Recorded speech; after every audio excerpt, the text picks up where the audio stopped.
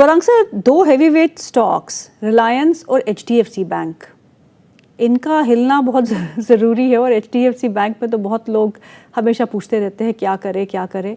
और रिलायंस जो है द बिग डैडी, वो भी बहुत आराम से बैठे हुए हैं, ज़्यादा उनकी हलचल नहीं देखने को मिल रही है। सो इन दोनों ही स्टॉक्स में आपका नज़रिया क्या है एंड व्हाट डू फंडामेंटल्स से?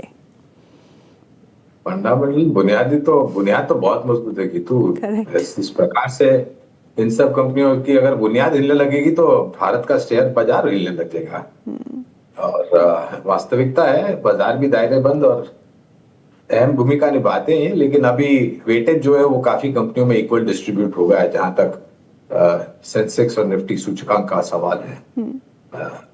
खबरों को लेकर के एचडीएफसी बैंक में पिछले 6-8 महीनों से नकारात्मक परिस्थिति, नतीजे उतने भी खराब आए थे। वास्तविकता के 700-730 के बीच में अब जूझ रहा है।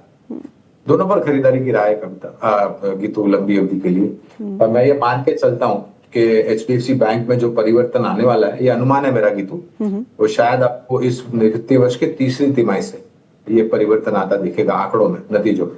और फिर उसका बेहतर रुझान आपको शेयर के दामों में आते मिलेगा। रिलायंस पर भी मेरे ख्याल से जिस प्रकार से एजीएम में टिप्पणियां करी है माननीय चेयरमैन साहब ने, और ये सब लॉन्ग टर्म कैपिटल इन्वेस्टमेंट और जेस्टेशन पीरियड होता है। इसमें ऐसा नहीं है कि भाई आज सुबह आपको ऑर्डर मिला गया और शाम को डिलीवर कर दिया। Correct. वो खाली पिज्जा और बर्गर में होता है। और तो चलिए पिज़्ज़ा और बर्गर के स्टॉक की बात कर लेते हैं। आप मुझे बताइए कि इटर्नल में क्या करना चाहिए। काफ़ी अच्छे मूव जो है हम इन क्विक कॉमर्स कंपनीज में देखने को मिल रहे हैं। सो इटर्नल अभी भी आपके रडार पे है? मुझे याद है Gaurang, because I can never forget that when it was near 60-65, तो आपसे हमेशा बात होती रही थी एवरी मंडे, तो बोलते थे this is the time to buy, this is the time to buy. और अब ये स्टॉक जो है वो 300 के अपार है, फिर भी वो हम बोल रहे हैं कि भी बहुत वैल्यू बची हुई है, because now the brokerages are getting positive on this stock. और आपका क्या नजरिया है इस पे? फिर से 3 बार बोल देता हूँ, it is a time to buy, it is a time to buy, it is a time to bye.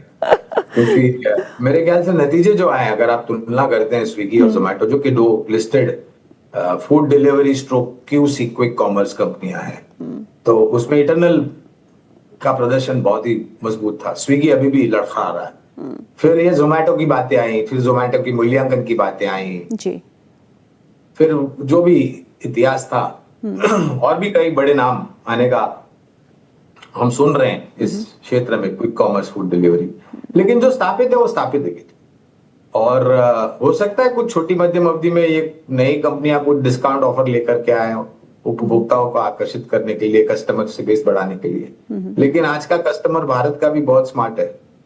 वो जाता है, डिस्काउंट लेता है और फिर से लौट करके घर वापस ही हो जाती है। Correct. तो इटर्नल पर खरीदारी की राय अभी भी बरकरार है।